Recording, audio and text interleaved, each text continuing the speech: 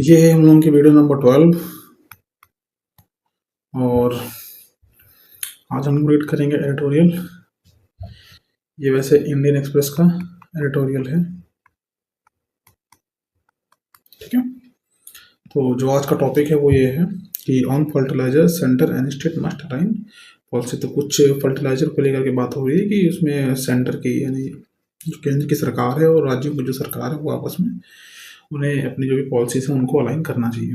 तो ये आज का टॉपिक है, ठीक है। तो अच्छा आर्टिकल है, बहुत कुछ जानने को मिलेगा। तो चलो फिर स्टार्ट करते हैं।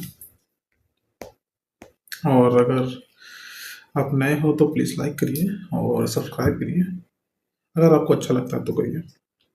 चलो स्टार्ट करते हैं। तो ये हम लोगों की हेडलाइन थी।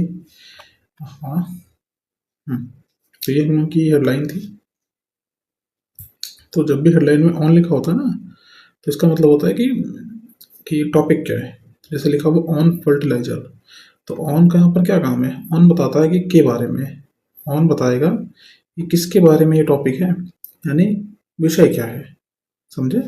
तो फर्टिलाइजर के बारे में यानी फर्टिलाइजर पर। तो ऑन फर्टिलाइजर का मतलब क्या होगा कि फर्टिलाइजर के बारे में या फर्टिलाइजर पर ये विषय होने वाला है।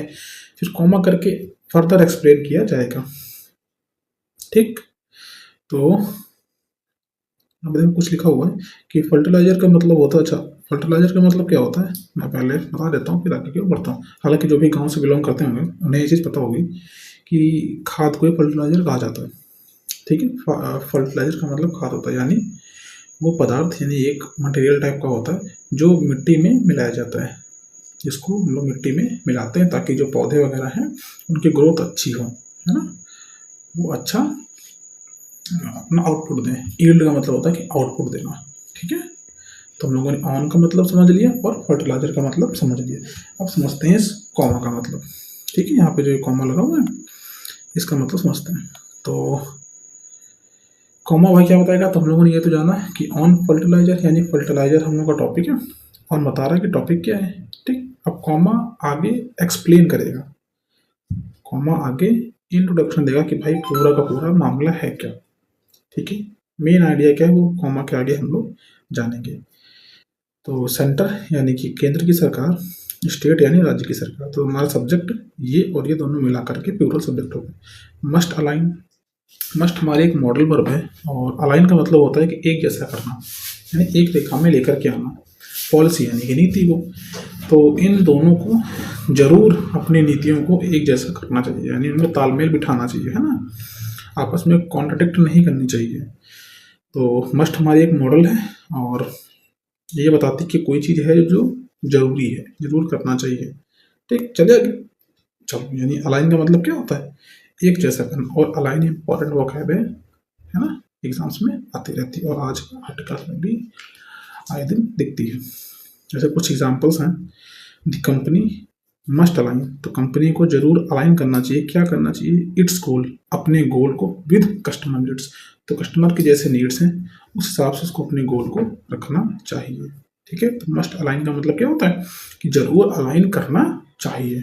चलो, तो ऑन को समझ लिया, ऑन फर्टिलाइजर यानी फर्टिलाइजर टॉपिक है। कॉमा को भी समझ लिया कि ये आगे की ओर फर्दर मेन आइडिया को इंट्रोड्यूस करेगा।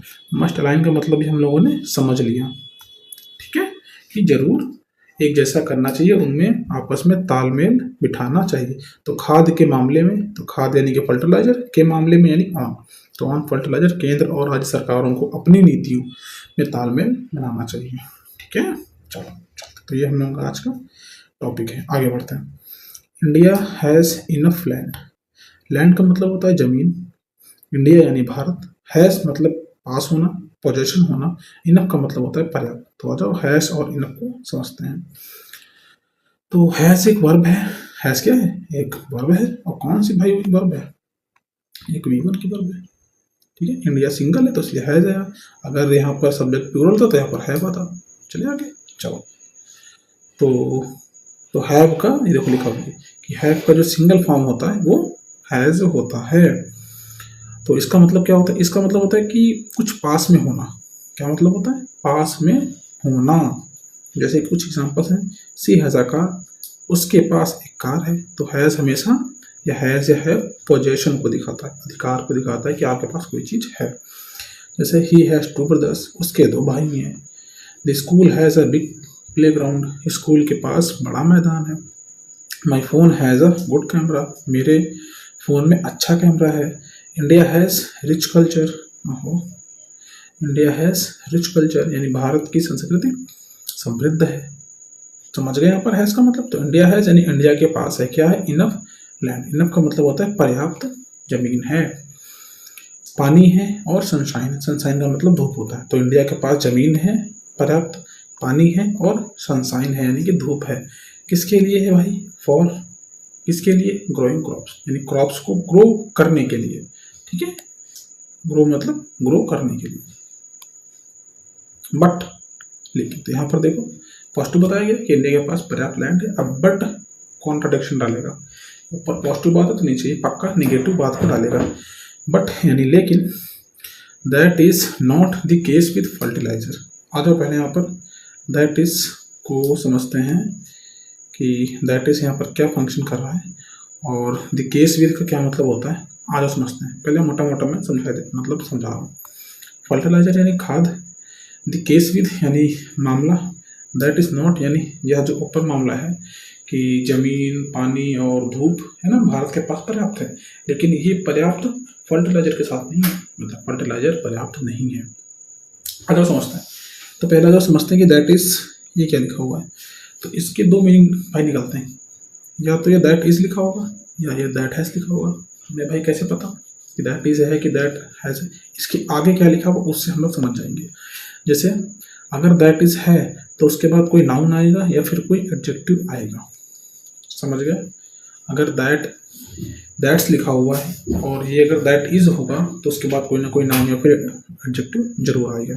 जैसे अच्छा, अगर दैट्स लिखा है यानी दैट हैज वाला लिखा हुआ है, सॉरी, अगर दैट हैज वाला लिखा हुआ है तो इसके बाद वर्ब की वी3 फॉर्म जरूर आएगी, क्योंकि हैज़ हमेशा अपने बाद वी3 फॉर्म लेगा। और अगर वी3 फॉर्म नहीं लेगा तो अभी हम लोगों ने जो ऊपर मीनिंग देखा था ना कि पास होना, तो वो वाला मीनिंग दे देगा, पास होना। तो अपने पास कोई चीज़ पोजिशन होना, जैसे कि I have a car, I have a phone, I have a Bluetooth device, इस तरीके से। कुछ एग्जांपल्स देखते हैं ताकि कुछ क्लियरिटी आए। जैसे कि दैट इज अमेजिंग, देखो इसके बाद वर्ब मतलब नाउन ही है या सॉरी एडजेक्टिव लिखा हुआ है, तो ये दैट इज लिखा हुआ है, that is amazing. That has finished, verb की थर्ड फॉर्म आ गई तो यहाँ पर दैट हैज फिनिश्ड यानी वह खत्म हो चुका है। दैट इज माई फ्रेंड, सीधे देखो नाउन आ गया तो यहाँ पर ये इज का फॉर्म देगा। तो हम लोगों ने क्या समझा कि जब भी इस तरीके से लिखा हो तो इसके दो मतलब निकलते हैं, या तो ये इज वाला होगा, इज है तो उसके बाद नाउन जरूर होगा, और अगर ये हैज़ है तो ये इसके बाद वी3 जरूर आएगा। कभी भी हैव को इसका मतलब हैव नहीं हो जाता, कभी भी इसका मतलब हैव नहीं होगा, कि अगर हैव होता तो आखिरी में इस तरीके से लिखा जाता है। ठीक है, चलिए आगे समझ गए कि दैट इज के बाद नाउन आएगा और दैट हैव के बाद सॉरी दैट हैज के बाद वी3 आएगा। चलिए आगे चलो। अच्छा चलो अगर फिर इसको देख ही लिया है तो इसको समझ भी लेते हैं कि दैट हैज का भाई क्या मतलब होता है ना। तो इसके मेनली दो मेन सिचुएशंस में ही इस्तेमाल होता है। पहला पोजीशन में, पहला पोजीशन यानी कि पास होना, जैसे हम लोगों ने भी इसके पहले समझा था। अगर वी3 फॉर्म नहीं आएगा, जैसे that has a red cover, that has a red cover यानी उसके पास एक cover. That has many advantages, उसके पास बहुत सारे एडवांटेजेस हैं। अच्छा, आप कहने कि सर फिर तो यहाँ पर कंफ्यूजन हो गया कि तो यहाँ पर दैट हैज भी आ सकता है, अब क्या करें। हाँ, तो यहाँ पर भाई कह सकता हूँ ना कि यहाँ पर अब तो कन्फ्यूजन हो गई। तो कन्फ्यूजन कुछ नहीं हुई, क्योंकि दैट हैज कुछ ना कुछ चीज़ होगी जो भाई तुम्हारे पास होगी। अगर कोई मतलब है कि that has a red cover, उसके पास एक लाल कवर था, तो कुछ ना कुछ होने की बात होगी ना। यहाँ पर तो एडजेक्टिव आ रहा, दैट इज अमेजिंग, वो अमेजिंग है। अब दैट इज कोई ना कोई नाम आएगा, कोई चीज़ थोड़ी नहीं आएगी, कोई चीज़ आ भी सकती है तो वो चीज़ हो जाएगी। ठीक है, कन्फ्यूजन तो भाई है, वो भाई आगे सेंटेंस पढ़ के ही सब कुछ समझ में आएगा। ठीक है, अगर ये परफेक्ट टेंस हुआ तो तब भाई V3 आएगी। ये तो भाई आसान है पहचानना, बस कंफ्यूजन यहाँ पर ही होगी कि दैट इज है कि दैट हैज, वो भाई जब आप पढ़ोगे तो आप आराम से समझ जाओगे। दैट हैज फिनिश्ड यानी वह खत्म हो चुका था। That has helped many people, उसने बहुत लोगों की मदद की। ठीक है, अब दैट कोई चीज़ भी हो सकती है, कोई बंदे को मतलब रेफर कर रहा है, कोई चीज़ को रेफर कर रहा है, कुछ भी हो सकता है ना। चलो चलते हैं आगे। तो अगर कोई नाउन आ जाए या फिर एडजेक्टिव आ जाए तो दैट इज, लेकिन हम लोगों ने एक केस और भी देखा कि दैट हैज़ भी हो सकता है, दैट हैज़ के बाद भी नाउन वगैरह आ सकते हैं, कोई बड़ी बात नहीं। और अगर V3 है तो वह सिंपल है, समझ ही जाओगे कि यहाँ पर दैट हैज़ ही है। चलो चले आगे। But that is not the case with the fertiliser, ऐसा समझते हैं द केस।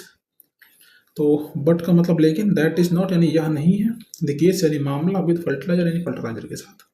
द केस को थोड़ा सा दफ्तर में समझ लेते हैं, लेकिन खाद के साथ मामले में ऐसा नहीं है।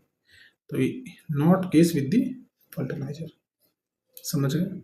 यानी जो बात पहले कही गई है, जैसे इंडिया के पास लैंड है, वाटर है, सनशाइन है, वो फर्टिलाइजर के लिए सही नहीं है। मतलब फर्टिलाइजर के लिए पास इतना कुछ नहीं है। माने जैसे लिखा हुआ students are usually punctual, students जो होते हैं वो जनरली पंचुअल होते हैं। But that is not the case with Rahul, but Rahul के साथ ऐसा मामला नहीं, मतलब राहुल पंचुअल नहीं है। तो यहाँ पर बट दैट इज को हम लोगों ने समझा और द केस विद ये कंसेप्ट को भी समझा। द केस विद यानी के मामले में, ठीक है, द केस विद यानी के मामले में। तो राहुल के मामले में यानी राहुल के साथ वाले मामले में ऐसा नहीं है। चले आगे।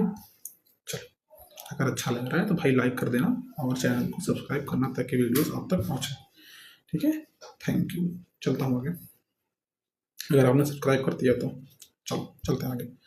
But that is not the case with fertiliser यानी फर्टिलाइजर के साथ ऐसा मामला नहीं है। द केस विद और दैट इज को समझा, आगे चलते हैं। कॉमा, लेकिन ऐसा केस नहीं है। वेयर यानी जहाँ पर it is overwhelmingly import dependent. Where यानी वेयर किसको बताएगा, वेयर इसको बताएगा फर्टिलाइजर, जहां पर यह है ओवर है इम्पोर्ट इंडिपेंडेंट है। अब इम्पोर्ट इंडिपेंडेंट कैसे है, ओवरवेलमिंगली मतलब बहुत ही ज़्यादा इम्पोर्ट पे डिपेंडेंट है। इम्पोर्ट का मतलब होता है विदेशों से सामान अंदर की ओर मंगाना, भारत में मंगाना। आ जाओ जरा इस वर्ल्ड को समझते हैं, क्योंकि ये वर्ल्ड बहुत ही ज़्यादा इंपॉर्टेंट है। ओवरवेल्म बहुत इंपॉर्टेंट वोकैबुलरी है। तो ओवरवेलमिंगली यानी एक एडवर्ब लिखा हुआ है जिसका मतलब होता है बहुत ज़्यादा है। ठीक है, एक होता है ओवरवेलमिंगली, एक होता है ओवरवेलमिंग और एक होता है ओवरवेलम। ओवरवेलम हमारा वर्ब होता है और ओवरवेलमिंग ही हमारा एडजेक्टिव होता है और ये हमारी एडवर्ब होती है। तो पहले तो एक चीज़ को समझते हैं कि ये जो ओवर है, जो वेल्म है, मिल के बनते हैं ओवरवेलम। ठीक, तो ओवर का मतलब क्या होता है, ओवर का मतलब होता है कि कोई चीज़ से बहुत ज़्यादा हो गई यानी सीमा से अधिक हो गई है। जैसे कि ओवर हीट होता है, हीट तो है लेकिन बहुत ज़्यादा हो गई है। सॉरी, ओवर ईट हो गया यानी बहुत ज़्यादा खाना। ऐसे ही ओवर हीट होता है, ऐसे ही ओवर वर्क होता है यानी काम तो किया लेकिन बहुत ज़्यादा कर दिया। तो ओवर दिखाता है कि कोई चीज़ ज़्यादा हो गई है। वेल्म का भाई साहब क्या मतलब होता है, तो वेल्म भी एक रूट वर्ड ही है। वेल्म का मतलब होता है कि ढक देना या किसी चीज़ को डुबा देना। मतलब कोई चीज़ है जो उसके ऊपर आ गई है तो वो चीज़ पूरी की पूरी कवर हो गई। जैसे कि लहरों ने नाव को ढक दिया, तो वेव्स ने वेल्म कर दिया बोट को। बुझे, चले आगे। चलो, तो ओवरवेल्म का मतलब क्या हो गया, यानी कोई चीज़ जरूरत से ज़्यादा है और उसने किसी चीज़ को डुबो दिया या ढक दिया। ठीक है, यानी वो चीज़ है जो हावी हो गई या अभिभूत कर दिया है। जैसे कि जो इमोशंस थे ओवरवेल्म्ड हर, उसको ढक दिए, पूरा का पूरा ज़्यादा आकर के उसको ढक दिए। आ जाओ तो भी, हाँ, तो ओवरवेल्म वर्ब है जिसका मतलब होता है कि दबा देना, हावी हो जाना या किसी को अभिभूत कर देना। यानी कि जो खबर थी उसने उसको ओवरवेल्म कर दिया यानी अभिभूत कर दिया। अगर ये एडजेक्टिव हुआ तो इसका मतलब होता है कि बहुत बड़ा दबाव डालना। अब भाई अगर वर्ब का मतलब ये है तो एडजेक्टिव और वो भी कहीं ना कहीं इसी के इर्द गिर्द ही घूमेंगे। जैसे कि दी सपोर्ट वॉज ओवरवेलमिंग, जो सपोर्ट था वो ओवरवेलमिंग था यानी बहुत ही ज़्यादा था। ठीक, ओवरवेलमिंगली यानी अत्यधिक रूप से। जैसे इंडिया इज ओवरवेलमिंगली डिपेंडेंट, तो ओवर डिपेंडेंट तो है लेकिन ओवरवेलमिंगली जरूरत से बहुत ज़्यादा। तो जब कोई चीज़ जरूरत से बहुत ज़्यादा है तो उसको बोलते हैं ओवरवेलमिंगली। चले आगे। अच्छा, ठीक है, यहाँ पे देखो लिखा भी है टू मच। टू आ गया तो वो निगेटिव को ही दिखाएगा, यानी कि जरूरत से ज़्यादा हो गया। चलिए आगे। But that is not the case with fertiliser, यानी फर्टिलाइजर के मामले में ऐसा नहीं है, जहाँ पर ये ओवरवेलमिंगली बहुत ही ज़्यादा इम्पोर्ट डिपेंडेंट है। ठीक है, लेकिन यानी बट खाद के मामले में, तो के मामले में यानी द केस विथ ऐसा नहीं है, तो दैट इज यानी ऐसा नहीं है, जहाँ पर यानी वेयर यह अत्यधिक रूप से यानी ओवरवेलमिंगली आयात पर निर्भर यानी इंपोर्ट पर डिपेंडेंट है। चले चल इन 2025-26 यानी 25-26 में, अच्छा इसको हम लोगों ने भाई उस दिन समझा था, ये क्या है, एक मिनट में यार क्या करता हूँ, उसका कलर चेंज कर लेता हूँ। हाँ जी, ठीक। तो इसको हम लोगों ने उससे समझा था, इसे हम लोग क्या बोलते हैं, इसे बोलते हैं हाइफन, क्या बोलते हैं, इसे बोलते हैं हाइफन। और हाइफन का भाई काम क्या होता है, ये दो वर्ड्स को जोड़ता है, दो वर्ड को जोड़ देता है और बनाता क्या, कंपाउंड वर्ड को बनाता है। तो 25-26 में यानी उस साल में दी कंट्री यानी भारत की बात हो रही है का, तो कंट्री का इसे बोलते हैं अपॉस्ट्रोफी। तो कंट्री का जो इंपोर्ट है of fertiliser inputs and outputs, तो फर्टिलाइजर के इनपुट का और फर्टिलाइजर के आउटपुट का, आज समझते हैं कि इनपुट का मतलब क्या होता है। तो इनपुट का मतलब होता है कच्चा माल, इनपुट का मतलब क्या होता है, कच्चा माल। और अगर प्रोडक्ट है तो प्रोडक्ट का मतलब क्या है कि पूरा पूरा माल है जो कि बिकने के लिए भाई रेडी है। तो कंट्री का जो इम्पोर्ट है ना, जो इम्पोर्ट्स हैं प्लूरल है, तो वर आ गया, वर यानी था, वर valued at about $27.2 billion. At about का मतलब होता है लगभग, अबाउट का मतलब क्या होता है, लगभग। वर वैल्यूड एट, और याद रखना कि वैल्यू के बाद एट ही आता है, एरर में क्वेश्चन आ जाता है, तो पॉइंट को याद रखना कि वैल्यू, वर वैल्यू के बाद एट ही आता है। ठीक है, चले आगे। तो वर यानी थे, वैल्यूड थे, एट अबाउट यानी लगभग $27 बिलियन के लगभग उनकी वैल्यू थी, जो कंट्री ने इंपोर्ट किया था फर्टिलाइजर को, चाहे वो रॉ मटेरियल हो या फिर प्रोडक्ट के फॉर्म में हो। चले आगे। चलो सेंस यहाँ पे लिखा हुआ है, पढ़ लेना वही जो मैंने अभी आपको समझाया। ठीक है, चलो प्राइम मिनिस्टर नरेंद्र मोदी, अगर यहाँ पे नाम ना लिखा होता तो हम लोग यहाँ पर दा लगा सकते थे, लेकिन चूंकि नाम लिखा हुआ है, ऑलरेडी प्रॉपर नाउन है, तो यहाँ पर हम लोग दा नहीं लगाएंगे। ठीक है, चलो। तो prime minister Narendra Modi wants, single है तो सिंगल वर्ब आइए, यानी चाहते हैं इंडियन फार्मर से टू कट करना कंजम्पशन ऑफ केमिकल फर्टिलाइजर्स को बाई 25 से 50%। तो कहते हैं कि भाई कट करो बाई 25 से 50%, 25 से लेकर 50% कम कंजम्पशन करो केमिकल फर्टिलाइजर्स का। तो पहले यहाँ पर एक कंसेप्ट को समझते हैं कि वांट के बाद अगर नाउन आए और फिर टू के साथ में V1 यानी इन्फिनेटिव है, तो उसका क्या कंसेप्ट निकलता है। जैसे अगर सब्जेक्ट लिखा हो, फिर वांट लिखा हो, फिर उसके बाद ऑब्जेक्ट हो, फिर उसके बाद टू के साथ में वर्ब हो, उसका क्या मतलब होता है। जैसे यहाँ पे देखो लिखा हुआ आई यानी मैं चाहता हूँ, टू ईट यानी खाना, मैंगो यानी मैंगो। सिंपल है, यहाँ पर देखो कोई भी ऑब्जेक्ट नहीं आया, तो I want to eat mango, मैं मैंगो खाना चाहता हूँ, इसे बोलते हैं इन्फिनेटिव। अच्छा, यहाँ पे देखो ही यानी वह सब्जेक्ट है, वॉन्ट्स यानी चाहता है, मी यानी मुझसे, तो ऑब्जेक्ट आ गया, तो वॉन्ट का ऑब्जेक्ट मी आ गया। तो ही वॉन्ट्स मी, वह मुझसे चाहता है, टू हेल्प कि मैं हेल्प करूँ हिम यानी उसकी।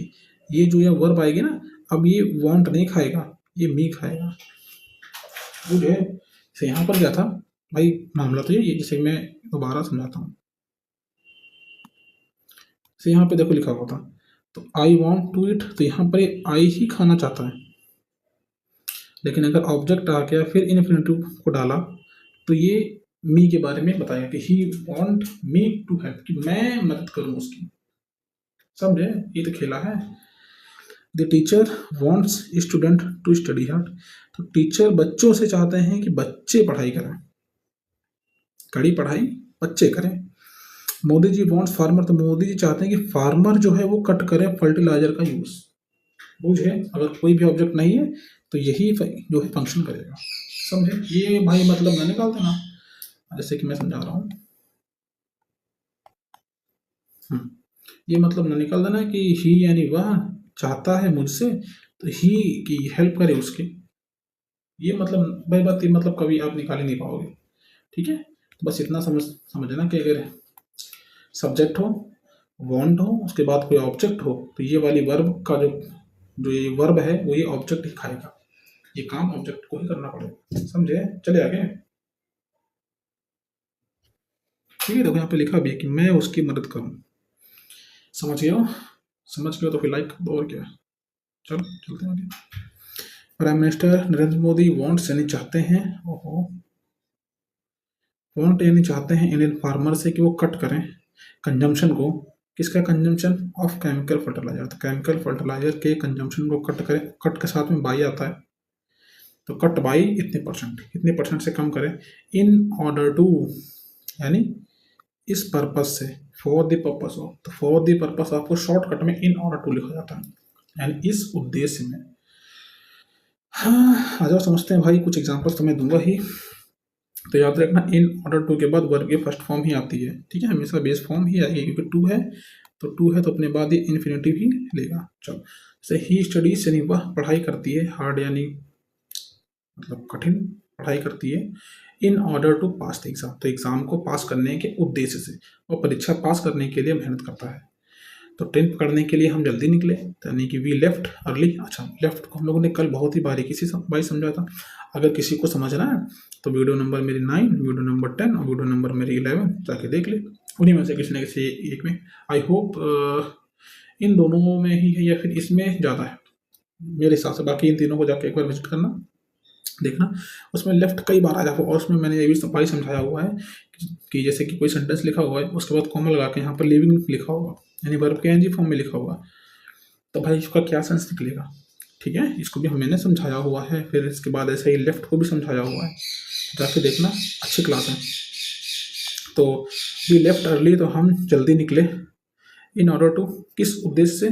ट्रेन को पकड़ने के उद्देश्य से। ठीक है, इन ऑर्डर टू कैच, तो पकड़ने के उद्देश्य से, तो इन ऑर्डर टू प्रोटेक्ट यानी बचाने के उद्देश्य से। बुझे?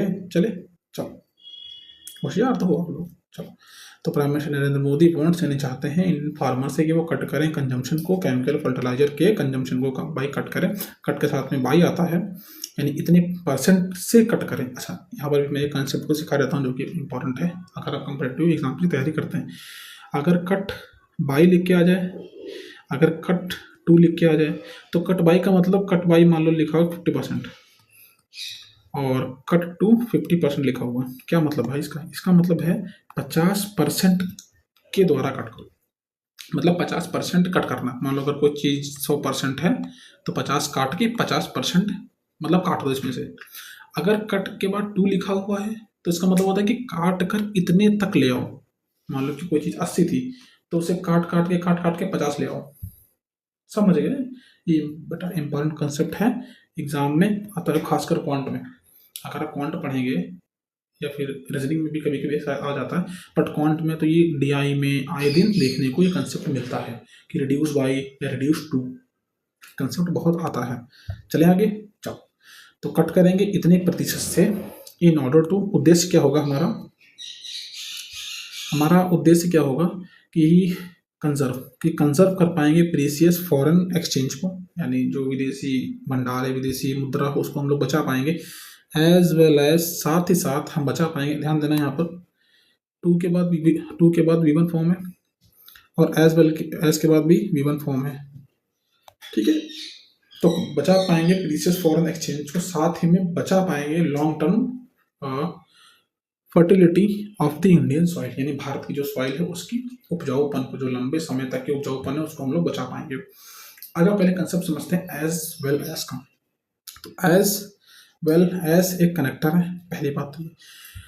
ठीक है, इसकी हिंदी क्या होती है? के साथ साथ। क्या होती है? के साथ साथ, यानी इन एडिशन टू। तो इन एडिशन टू को शॉर्टकट में एज वेल एज लिख दिया जाता है। तो एक बार हिंदी देखते हैं ताकि आपको अच्छे से समझ में आ जाए कि विदेशी मुद्रा बचाने के साथ साथ मिट्टी की लंबी अवधि उपजाऊ शक्ति की रक्षा करना। तो के सामानी एक काम करना ही, उसके साथ साथ में ये भी अपना उद्देश्य कि ये वाला भी काम हो जाए, तो हम लोग एज वेल एज का यूज करते हैं, बट आल्सो का भी कर सकते हैं, कोई बात नहीं। आ जाओ देखते हैं भाई। तो एज वेल एज जैसे इसका मतलब होता है इन एडिशन टू यानी टुगेदर विथ।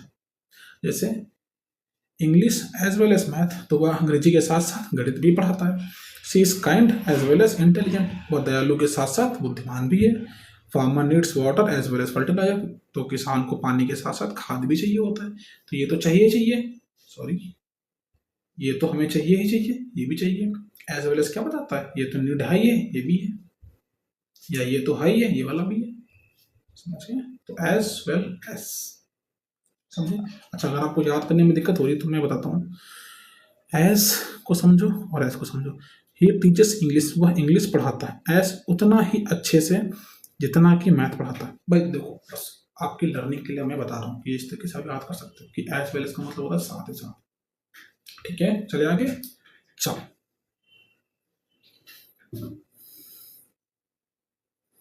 अच्छा यहाँ पे देखो चीज भी लिखी हुई कि as well as and also का मोर फॉर्मल वर्जन है। मोर यानी इससे ज्यादा फॉर्मल है। चले आगे। तो प्राइम मिनिस्टर नरेंद्र मोदी चाहते हैं इंडियन फार्मर से कि ये कट करें कंजम्पशन को, केमिकल फर्टिलाइजर के कंजम्पशन को बाई इतने % से। उद्देश्य क्या है कि बचाना प्रीशियस फॉरेन एक्सचेंज को, साथ ही साथ बचाना लॉन्ग टर्म फर्टिलिटी को इंडियन सॉइल में। फर्टिलिटी का मतलब होता है उपजाऊपन, कि वो मिट्टी कितनी ज़्यादा उपजाऊ रहती है, उस पर पेड़ पौधे कितने चलते हैं कितने नहीं चलते। ठीक है, क्योंकि केमिकल है तो जाहिर सी बात जमीन को खराब कर देगा, फिर वहाँ पर पैदावार होगी भी नहीं। ठीक, चले आगे। चलो, हाउएवर यानी कि हालांकि, हाउएवर कॉन्ट्रास्ट करेगा। जैसे ऊपर भी बट आया था, तो बट में हम लोगों ने क्या देखा था कि बट के ऊपर लिखी हुई बात पॉजिटिव थी और उसके बाद उसने नेगेटिव यानी कि बुरा रायता फैला दिया। वैसे ही हाउएवर भी पॉजिटिव निगेटिव करता है। ठीक है, बस थोड़ा सा ज़्यादा फॉर्मल होता है। आ जाओ देखते हैं। हाउएवर द गवर्नमेंट, कौन सी भाई गवर्नमेंट, उत्तर प्रदेश में, मध्य प्रदेश में और महाराष्ट्र में। तो इन तीनों जगहों की जो सरकारें हैं, तो भाई प्लूरल है, प्लूरल है तो वहाँ पर आर आ गया। डूइंग, आर डूइंग तो कर रहे हैं, द अपोजिट यानी इसका उल्टा। अच्छा, अगर इसे दा को मैं हटा दूं तो इसका कोई सेंस बनेगा। द अपोजिट, दा क्या बताता है, जो काम ऊपर हो रहा था, सरकार क्या चाह रही थी, केमिकल फर्टिलाइजर, मोदी जी क्या चाह रहे हैं, यानी केंद्र की सरकार क्या चाह रही है, सेंटर की जो गवर्नमेंट है वो क्या चाह रही है कि केमिकल वाले जो फर्टिलाइजर है वो 25 से 50% तक कम हो। जबकि दी अपोजिट इसका उल्टा कर रही है। दी अपोजिट मतलब जो ऊपर बात है उसका अपोजिट कर रहे हैं। तो यहाँ पर एक पर्टिकुलर है ना, डेफिनेट आर्टिकल है ना, दा ऊपर वाली चीज को ही रेफर करेगा, तो उस चीज का उल्टा कर रहे हैं। यहाँ पर ये सेंस है तो 3 अक्षर का ही ये शब्द, बट इसमें बहुत बड़ी बड़ी बातें लिखी हुई कि जो ऊपर लिखा हुआ है इसका मतलब है कि जो ऊपर लिखा हुआ है उसका उल्टा कर रहे हैं। इतना बड़ा मीनिंग है, दाले करके बैठा हुआ। चले आगे। चलो, ऑल थ्री, क्या ऊपर किसी भी 3 की बात हुई है? हाँ भाई हुई है। कौन कौन से भाई 3 की बात हुई है? उत्तर प्रदेश, मध्य प्रदेश, महाराष्ट्र। तो ये जो तीनों की तीनों सरकारें हैं, अब देखो यहाँ पर एक डैश और एक डैश। तो पहले आ जाओ डैश डैश को समझते हैं, फिर अंदर क्या लिखा हुआ उसको पढ़ते हैं। तो तीनों राज्यों ने, तो ऑल थ्री मतलब तीनों के तीनों राज्यों ने डैश फिर डैश, और कई राज्य भी ऐसा कर सकते हैं। इसे समझेंगे भी कि क्या लिखा हुआ कि मैनी मोर मे फॉलो, समझेंगे। पहले समझते हैं डैश जो लिखा हुआ है, तो इसको डैश बोलते हैं। क्या बोलते हैं इसको? डैश बोलते हैं। ये एक पंक्चुएशन मार्क है। बहुत सारे इंग्लिश में पंक्चुएशन मार्क्स होते हैं, जैसे कि कॉमा हो गया, कॉलन हो गया, और भी भाई बहुत सारे होते हैं। तो डैश भी एक हमारा पंक्चुएशन मार्क है, जो किसी भी सेंटेंस में एक्स्ट्रा इंफॉर्मेशन देता है। क्या करता है? सेंटेंस में एक्स्ट्रा इंफॉर्मेशन देता है। यानी जब राइटर चाहता है कि बीच में कुछ एडिशनल बात को इंसर्ट कर दे बिना सेंटेंस तोड़े, मतलब वो नहीं चाहता कि वो सेंटेंस को तोड़े, ठीक है, और वो कुछ बीच में जानकारी भी देना चाहता है, तो वो यहाँ पर डैश का इस्तेमाल कर लेता है। समझ गए? जैसे कि मेरा भाई इज कमिंग टुमारो, कल आ रहा है। अब उसे उसके भाई के बारे में एडिशनल इंफॉर्मेशन देनी है, तो उसने दे दिया, डैश को लगाया हु लिव्स इन दिल्ली, जो कि दिल्ली में रहता है। बुझे? चले आगे। चलो, तो बीच में क्या करता है? एक्स्ट्रा इंफॉर्मेशन डैश के अंदर डाल दिया जाता है। अच्छा, ऐसे ही ये होते हैं इनको हम लोग बोलते हैं पैरेंथेसिस। क्या बोलते हैं? पैरेंथेसिस। यहाँ पर आप लगा सकते थे पैरेंथेसिस, इसको बोलते हैं पैरेंथेसिस। बट ये थोड़ी सॉफ्ट टोन और थोड़ा सा कम एक्सप्रेशन एम्फेसिस करता है। अच्छा भाई, कॉमा को भी तो हम लोग लगा सकते थे, एक कॉमा यहाँ पे कर देते हैं, एक कॉमा यहाँ पर कर देते हैं, वो भी थोड़ा सा लाइट पॉज देता, थोड़ा सा कैजुअल टोन देता। सेमी कॉलन, भाई सेमी कॉलन का भी तो यूज़ हम लोग कर सकते थे, ये थोड़ा सा फॉर्मल होता और थोड़ा सा ही कम इस्तेमाल होता है, क्योंकि सेमी कॉलन थोड़े से बड़े बड़े स्ट्रक्चर्स को जोड़ता है, कॉमा थोड़े से छोटे छोटे स्ट्रक्चर्स को जोड़ता है, सेमी कॉलन थोड़े से बड़े बड़े स्ट्रक्चर्स को जोड़ता है। समझे? तो यहाँ पर डैश बिल्कुल परफेक्ट बैठ रहा है। ठीक है, ओहो, डैश बिल्कुल परफेक्ट बैठ रहा है। चले आगे, चलो। तो तीनों के तीनों जो सरकारें हैं, डैश को समझ लिया। मैनी मोर, तो तीनों के तीनों जो सरकारें हैं, इसकी वर्ब इधर है, पहले इसकी वर्ब को पकड़ो। हैव डिक्रीड, यानी कि घोषणा करी है। तीन है तो हैव आ गया, डिक्रीड यानी V3 फॉर्म आ गई, यानी इन्होंने घोषणा करी। बीच में भाई क्या है? तो इन तीनों सरकारों की एडिशनल इन्फॉर्मेशन यहाँ है कि मैनी मोर, यानी और भी ज़्यादा, मोर मतलब और भी ज़्यादा, जितनी अभी हैं, अभी तीन है, तीन से भी ज़्यादा मैं फॉलो का मतलब पीछा कर सकती हूँ। किनका भाई पीछा करेंगी?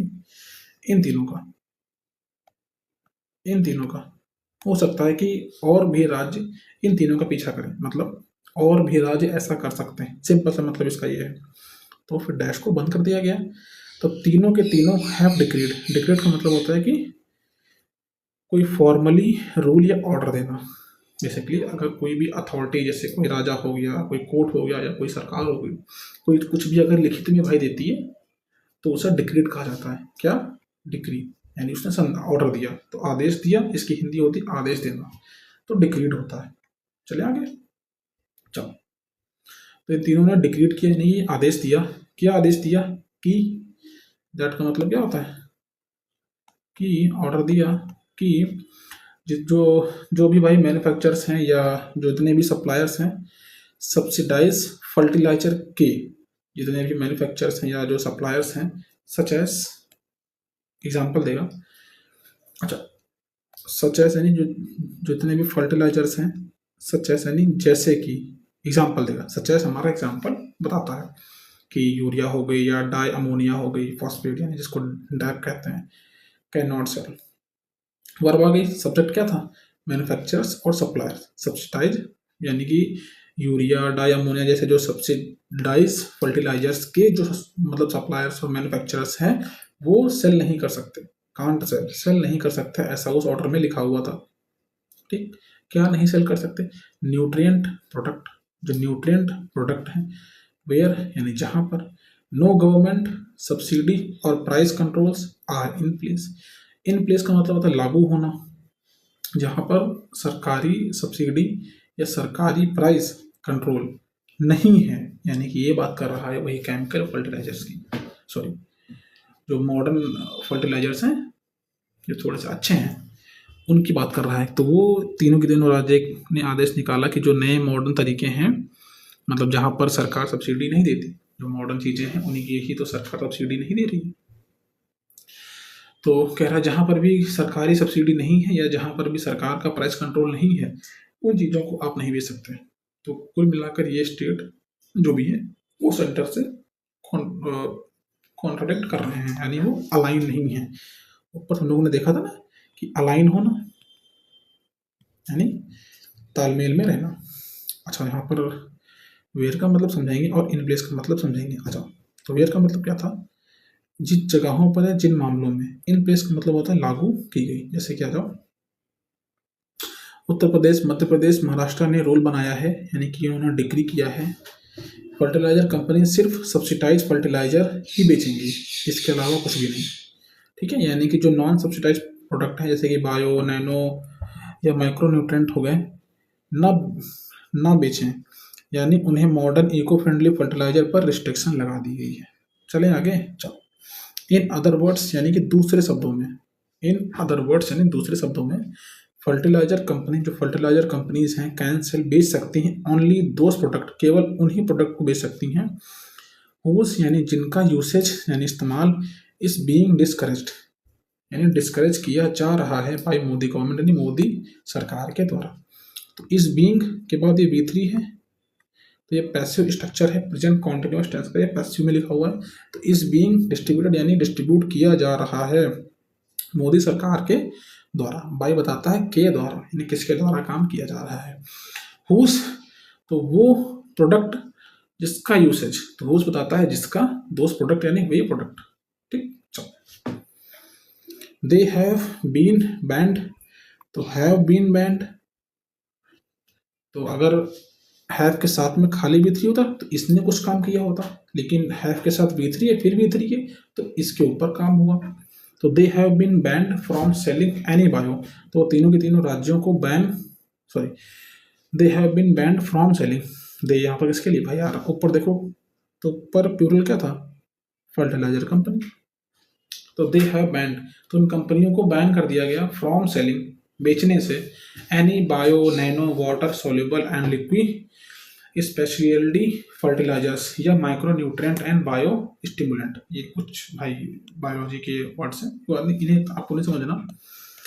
तो एनी का मतलब होता है कोई भी, तो इनमें से कोई भी आइटम बेचने पर रोक लगा दी। एनी का मतलब कोई भी, जितने भी आइटम इनमें से कोई भी एक आइटम आप नहीं बेच सकते हैं, कोई भी आइटम इसमें से आप नहीं बेच सकते। द बैन, खाली बैन होता तो अलग बात थी, यहाँ पर द बैन लिखा हुआ यानी ऊपर बैन की बात हुई होगी। कहाँ, ये देखो बैन है, तो ये जो बैन लगाया गया है ये आइटम भाई नहीं बेच सकते। तो ये जो बैन है, जो बैन का ऑर्डर है, are not only an example of centre and states working at cross purpose but also of ease of doing business going into reverse. इसमें दो, देखो हमको दो कंसेप्ट को समझना है। पहला तो ये but, sorry, not only but also को समझना है, और दूसरा क्रॉस पर्पस का भाई क्या मतलब होता है, फिर बाकी को मैं डिकोड कर दूंगा। तो पहला जो समझते हैं कि नॉट ओनली बट ऑल्सो का मतलब क्या होता है, तो न केवल ये बल्कि ये भी। तो आ जाओ पहले समझते हैं, फिर उसको मैं समझा दूंगा। तो यानी जब तुम दो बातें बताना चाहते हो, यानी जब भी हम दो बातों को बताना चाहते हैं, दोनों के दोनों इंपॉर्टेंट है, तब ये स्ट्रक्चर यूज होता है। यानी नॉट ओनली लगाओगे, फिर लिखोगे पहला विचार हमारा ये है, बट ऑल्सो के साथ में दूसरे विचार को ऐड कर दोगे। कुछ एग्जांपल्स को देखते हैं।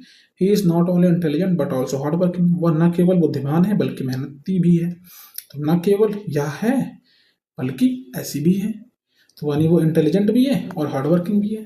द पॉलिसी इफेक्ट यानी प्रभावित करती है केवल फार्मर्स को नहीं बल्कि फर्टिलाइजर कंपनीज को भी। तो मोदी जी चाहते हैं न केवल सेव करना फॉरेन एक्सचेंज को, बल्कि वो चाहते हैं कि हमारी जो सॉइल है उसको भी बचाया जा सके। आ जाओ समझते हैं। दी बैन ऑर्डर, जो ये बैन ऑर्डर है, आर नॉट ओनली, केवल नहीं, एन एग्जाम्पल है of the centre and state. Centre और स्टेट भाई ये दोनों क्या है उसके बारे में एक्स्ट्रा इन्फॉर्मेशन। ये दोनों working at cross purpose. Cross purpose का मतलब होता है कि एक का पर्पस इधर जा रहा है, एक का पर्पस इधर जा रहा है, समझ गए, यानी कि दोनों के दोनों उल्टा काम कर रहे हैं। तो क्रॉस पर्पस पर जो दोनों राज्य काम कर रहे हैं उनके एग्जाम्पल नहीं है, बट ऑल्सो, ये तो एग्जाम्पल है ही है, ये of ease of doing business going into reverse, but also, तो नॉट ओनली एन एग्जाम्पल, केवल यही एग्जाम्पल नहीं है कि राज्य और केंद्र क्रॉस पर्पस पे काम कर रहे हैं, बल्कि जो ईज ऑफ डूइंग बिजनेस है, यानी जो बिजनेस करने जो आसान है, गोइंग इनटू रिवर्स, वो भी रिवर्स में जा रहा है, यानी वो भी उल्टा जा रहा है। यानी जो कहा गया था कि ईज ऑफ डूइंग बिजनेस का मतलब होता है कि बिजनेस करने को आसान बनाना, यानी रोज कुछ काम कर देना, ये सब कुछ है, तो ये तो उल्टा हो गया, समझ गए।